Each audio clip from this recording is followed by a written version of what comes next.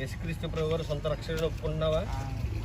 ఇంకా పాతవన్నీ వదిలేసి సినిమాలు సీరియల్ అన్నీ వదిలేసి ఇంకా నేను దేవుణ్ణి నమ్ముకున్నాను కాబట్టి ఆయన నచ్చిన పనే నేను గట్టి చెప్పు చేస్తాను. ఇంక దేవుళ్ళు గొప్పగా ఎదుగుతాను. నేను ఒక దేవుని యొక్క పని చేయడానికి పాత్రగా వాడబడతాను.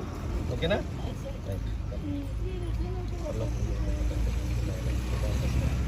ఆయన నిర్ణయం తీసుకుని